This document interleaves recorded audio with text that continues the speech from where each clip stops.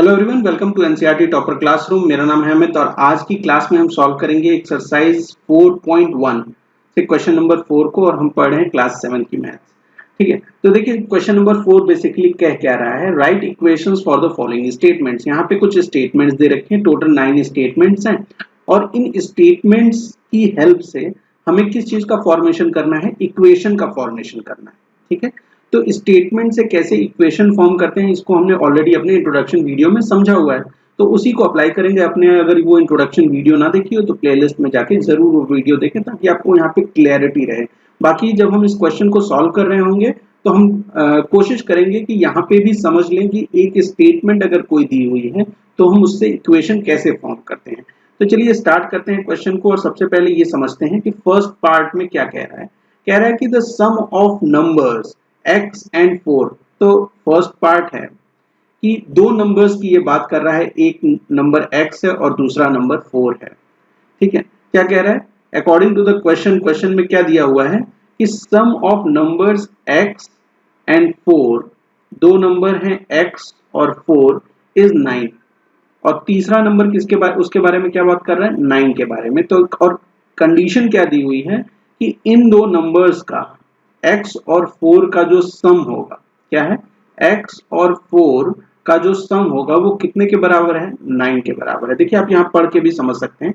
The sum of numbers, कौन से दो नंबर्स हैं, एक x है और एक 4 है, और वो कितने के बराबर है, 9 के बराबर है। The sum of numbers x and 4 is 9। तो x और 4 दो नंबर्स थे हमारे पास जिनका सम, यहाँ पे हमने क्या किया, उसका सम निकाला। ठीक है, ऐड किया उसको, यहाँ पे सम निकाला और वो कितने के बराबर हो गया, 9 के बराबर हो गया। ठीक है, समझ गए बात आप। अच्छा, नेक्स्ट पार्ट में आते हैं, पार्ट 2 पे। ठीक है, पार्ट 2 में देखिए क्या कह रहा है, 2 सबट्रैक्टेड फ्रॉम y इज 8। तो सबसे पहले हम क्या देखेंगे कि कौन से दो नंबर्स हैं जिनके बीच में कोई मैथमेटिकल ऑपरेशन हो रहा है। तो वो क्या है, देखिए 2 सबट्रैक्ट हो रहा है किसमें से, y में से। 2 सबट्रैक्टेड फ्रॉम y, तो एक नंबर तो y होगा, दूसरा नंबर कौन सा होगा, 2, और एक तीसरे नंबर के बारे में बात हो रही है, वो क्या है, 8 है। ठीक है, ये तीन नंबर्स तो हैं, ये हमें क्लियर हो गया स्टेटमेंट पढ़ के। ठीक है, अब इसमें जो मैथमेटिकल ऑपरेशन लगाना है, मैथमेटिकल जो साइन लगाएंगे, मैथमेटिकल ऑपरेशन का मतलब प्लस करना, माइनस करना, डिवाइड करना, मल्टीप्लिकेशन करना, ये सारी चीजें। तो यहाँ पे क्या है, देखिए 2 जो है सबट्रैक्टेड है किसमें से, y में से। तो y पहले लिखेंगे, क्यों, क्योंकि y में से हमें 2 सबट्रैक्ट करना है। तो सबट्रैक्शन के लिए क्या हम साइन लगाते हैं, माइनस की साइन, और यहाँ पे 2 आ जाएगा, y माइनस 2, और ये कितने के बराबर हो जाता है, 8 के बराबर हो जाता है। तो ये हमारी desired, according to the question the desired equation is y minus 2 is equal to 8। ठीक, समझ गया आप। नेक्स्ट देखिए थर्ड पार्ट को देखिए, यहाँ पे क्या कह रहा है, 10 टाइम्स a इज 70। क्या कह रहा है कि कोई एक नंबर है a, उसका 10 टाइम्स हमें करना है। ठीक है, और वो कितने के बराबर हो जाएगा, 70 के बराबर हो जाएगा। तो दो नंबर्स को यहाँ हमें इजीली पता चल रहे हैं कि एक तो नंबर a है और दूसरा नंबर क्या है, दूसरी जो वैल्यू है वो क्या है, 70 है। ये चीज पता चल गई। अच्छा, और यहाँ पे कंडीशन और दी हुई है कि 10 टाइम्स a का 10 टाइम्स मतलब a को या तो 10 बार ऐड कर लीजिए या 10 को डायरेक्टली मल्टीप्लाई कर दीजिए a में। तो this means what, 10 times a। भाई a एक बार हुआ, दो बार अगर हमने a किया तो इसको हम क्या लिख सकते हैं, सॉरी, दो बार a मतलब a प्लस a। ठीक है, 10 टाइम्स का मतलब क्या हो गया, 10 बार a। 2 टाइम्स a का मतलब क्या हुआ, 2 बार a। 3 टाइम्स का मतलब क्या हुआ, 3 टाइम्स a। मतलब अगर 2 टाइम्स a लिखा हुआ है तो इसका मतलब क्या हुआ, a प्लस a हुआ। इसी तरीके से अगर 3 टाइम्स a लिखा हुआ है तो इसका क्या मतलब हुआ, a plus a plus a। ठीक, उतनी बात समझते हैं। तो ये यहाँ पे कह रहा है कि 10 टाइम्स a जो है वो 70 के बराबर है। क्या है, 10 टाइम्स a कितने के बराबर है, 70 के बराबर। तो a में हमने 10 को मल्टीप्लाई कर दिया, दैट इज इक्वल टू 70। और इसको हम फर्दर कैसे लिख सकते हैं, 10a इज इक्वल टू 70 लिख सकते हैं। 10a इज इक्वल टू 70, भी लिख सकते हैं। तो ये हमारी डिजायर्ड इक्वेशन है अकॉर्डिंग टू द स्टेटमेंट या according to the question. The desired equation is 10a is equal to 70। ठीक, समझ गया आप? थर्ड पार्ट को सॉल्व कर लिया। आपको समझ में आ गया होगा कि किस तरीके से हम इक्वेशन को सिंपली क्या करना है, इक्वेशन को पढ़ना है और जो इक्वेशन में नंबर्स दिए हैं उनको आइडेंटिफाई करना है और फिर जो mathematical operation like multiplication, division, addition, subtraction जो चीजें कह रहा है क्वेश्चन में वो चीज करके हमें उसको इक्वल कर देना है किससे, जो भी कंडीशन दी हुई है उसके हिसाब से। फोर्थ पार्ट देखिए इसी तरीके से, the number b divided by 5 gives 6। एक नंबर है क्या b, देखिए दूसरा नंबर क्या है 5 है और तीसरा नंबर क्या है 6 है। ये तीन नंबर्स दिए हुए हैं फोर्थ पार्ट में। और क्या कह रहा है, सबसे पहले ये पढ़िए यहां तक, the number b divided by 5, b को 5 से डिवाइड कर रहे हैं, मतलब b को हम डिवाइड कर रहे हैं किससे, 5 से, और ये डिवाइड करने पे हमें क्या मिलता है, 6 मिलता है। Number b divided by 5 gives 6, मतलब b by 5, b divided by 5 will be equal to 6। ठीक है, कितने के बराबर हो जाएगा, 6 के बराबर हो जाएगा और ये हमारी क्या है, डिजायर्ड इक्वेशन। ठीक है, फोर्थ पार्ट समझ में आ गया। अच्छा, फिफ्थ पार्ट पे आइए। फिफ्थ पार्ट पे यहाँ क्या दिया हुआ है, 3/4 ऑफ t इज 15। क्या कह रहा है कि किसी भी नंबर का 3/4 और वो नंबर क्या है इस केस में t, वो कितने के बराबर है, 15 के बराबर। ठीक है, अब जैसे हम कहते हैं कि हाफ ऑफ a, ठीक है, a मान लीजिए कंप्लीट है, उसका हमने हाफ की बात की तो a बाई 2 करते हैं।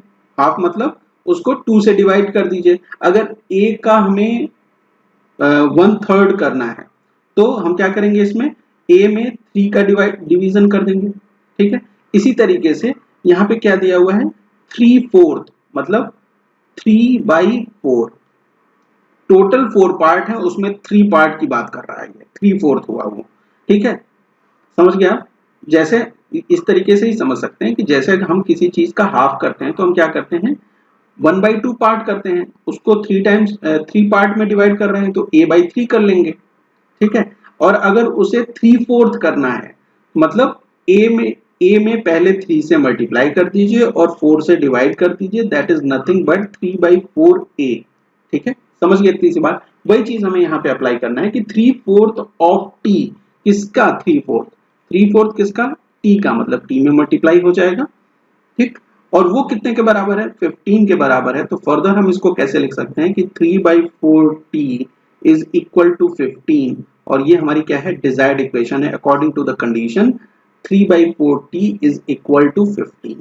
ठीक, समझ में आ गई बात आपको। नेक्स्ट आते हैं हम अपने सिक्स्थ पार्ट पे। ठीक है, सिक्स्थ पार्ट को सॉल्व करते हैं। 7 times m plus 7 get you 77। क्या कह रहा है कि एक नंबर की तो बात यहाँ पे आइडेंटिफाई हो गया कि m की बात हो रही है, दूसरा 7 की बात हो रही है और तीसरा 77 की बात हो रही है। तो डायरेक्टली हमने समझ लिया, देखिए ये एक m है, ये 7 है, ये 77 है। जो भी नंबर्स दिए होंगे वो इक्वेशन में आपके आने चाहिए, है ना। जब भी आप स्टेटमेंट से इक्वेशन फॉर्म कर रहे हैं तो जो भी नंबर्स दिए हैं वो आपकी स्टेटमेंट में आने चाहिए। कोई भी नंबर आप मिस कर देंगे तो जो इक्वेशन फॉर्म करेंगे वो गलत इक्वेशन होगी। तो देखिए यहाँ क्या कह रहा है कि 7 टाइम्स m, अभी में हमने समझा था कि जब हम 2 टाइम्स कोई चीज बोलेगा, 2 टाइम्स बोलेगा a, तो इट मीन्स क्या होता है कि a plus a that is 2a। 3 times अगर कोई चीज हुई तो क्या होता है, 3 टाइम्स a का मतलब क्या हुआ, 3 इंटू a। इस तरीके से समझ सकते हैं। तो 7 टाइम्स m का मतलब हुआ 7m, मतलब 7 इंटू m समझ लीजिए इस तरीके से। ठीक है, तो यहाँ क्या कह रहा है, 7 टाइम्स m, 7 टाइम्स m मतलब 7 इंटू m। ठीक, प्लस क्या, ये वाला 7, ये जो 7 हमारे पास बचा हुआ है यहाँ पे, ये प्लस 7। ठीक, दैट गेट यू 77। इसका मतलब ये कितने के इक्वल होगा, 77 के इक्वल होगा। तो फर्दर आप इसे क्या लिख सकते हैं कि 7m plus 7 is equal to 77। ठीक है, 7m plus 7 is equal to 77। तो अकॉर्डिंग टू द क्वेश्चन या according to the statement given, the desired equation is 7m plus 7 is equal to 77। ये इक्वेशन फॉर्म हो जाएगी। ठीक, ये इक्वेशन फॉर्म हो जाएगी। ठीक, समझ गया। नेक्स्ट आते हैं हम 7th पार्ट पे, इसको आप नोट डाउन कर सकते हैं। 7th पार्ट देखिए, 1/4 of a number x -4 gives 4। एक नंबर पता चल गया x है, दूसरा नंबर 4 है और तीसरा नंबर भी 4 है। यहाँ पे ये नंबर्स में क्यों लिख रहा हूँ कि आप कभी भूले ना कि कौन कौन से नंबर्स जो स्टेटमेंट में दिए हुए हैं, इसलिए हम इसको लिख रहे हैं, है ना। तो देखिए यहाँ पे क्या है, 1/4 ऑफ द नंबर x, क्या कह रहा है कि x के साथ जो कंडीशन है वो क्या है कि x का 1/4, ठीक है। 2/3 जब लिखा रहेगा तो इस तरह लिखेंगे, 1/3 लिखा होगा तो इस तरीके से लिखेंगे, हाफ लिखा होगा तो 1/2 लिखेंगे। और ये सारी चीजें जिस नंबर की बात हो रही होती है उसमें ये मल्टीप्लाई होता है। तो यहाँ पे क्या दिया हुआ है, 1/4 of a number. 1/4 of a number कौन सा नंबर, x, मतलब 1/4 ऑफ अ नंबर कौन सा नंबर, x। तो 1/4 इंटू एक्स कर दिया, माइनस आगे क्या कहता है, -4, मतलब इस नंबर में से अगर 4 को माइनस कर दें तो हमें क्या मिलता है, 4 मिलता है। क्या मिलता है, 4 मिलता है। तो इसको हम फर्दर क्या लिख सकते हैं, x/4 -4 इज इक्वल टू 4। क्या लिख सकते हैं, x/4 -4 इज इक्वल टू 4। और ये जो इक्वेशन आई है ये क्या है हमारी, ये डिजायर्ड इक्वेशन है according to the statement given in the questions, right. तो इस तरीके से हम 7th पार्ट को सॉल्व कर लेंगे। 8th पार्ट देखिए, इसको भी इजीली सॉल्व कर सकते हैं। अभी तक तो आप इसको करने में मास्टरी हासिल कर ली होगी आपने कि किस तरीके से हम स्टेटमेंट सॉल्व करेंगे। 8th पार्ट देखिए, यहाँ पे यहाँ क्या कह रहा है, if you take away 6 from 6 time y you get 60। पहले तो क्या क्या लिखना होगा हमें, जो नंबर्स दिए हुए हैं, एक बार 6 दिया हुआ है, फिर 6 दिया हुआ है ना, फिर क्या दिया हुआ है, y दिया हुआ है और फिर 60 दिया हुआ है। इतनी सारी चीजें दी है, देखिए 6 दिया है, 6 दिया है, y दिया है और फिर 60 दिया है, वो सारी चीजें लिखी हमने। अब क्या करेंगे, हम स्टेटमेंट को ध्यान से पढ़ेंगे। क्या कह रहा है, if you take away 6 from 6 time y, क्या कह रहा है कि 6 टाइम y में से अगर आप निकाल लें क्या 6 टाइम y, सबसे पहले इस पे ध्यान दीजिए। कह रहा है if you take away 6 from 6 time y, क्या सबसे पहले आएगा, 6 टाइम y का मतलब हो गया 6 इंटू वाई। और टेक अवे का मतलब क्या होता है, माइनस कर देना। कोई चीज आपसे अगर ले ली जाएगी तो वो आपके पास कम हो जाएगी उतनी, तो जितना लिया जाएगा उतना कम हो जाएगा। तो इस केस में कितना टेक अवे हो रहा है, 6 टेक अवे हो रहा है, तो -6, ठीक है। 6 टाइम y -6, और ये कितने के बराबर हो जाएगा, ये कितने के बराबर हो जाएगा, ये 60 के बराबर हो जाएगा। तो इसको फर्दर हम क्या लिख सकते हैं, 6y minus Y is equal to 60। ये हमारी क्या है, डिजायर्ड इक्वेशन है। ये हमारा क्या है, ये हमारा डिजायर्ड इक्वेशन है, जो क्वेश्चन के हिसाब से, जो स्टेटमेंट दी है उसके हिसाब से ये इक्वेशन फॉर्म हो रहा है। एक लास्ट पार्ट बचा है, उसको भी सॉल्व कर लेते हैं। देखिए लास्ट पार्ट में क्या दिया हुआ है, 9th पार्ट में, if you add 3 to the 1/3 of z you get 30। क्या कह रहा है, सबसे पहले तो नंबर्स देख लीजिए क्या क्या है। यहाँ पे 3 है, 1/3 है, z है और 30 है। क्या है, 3 है, 1/3 है, z है और 30 है। ये नंबर्स हैं।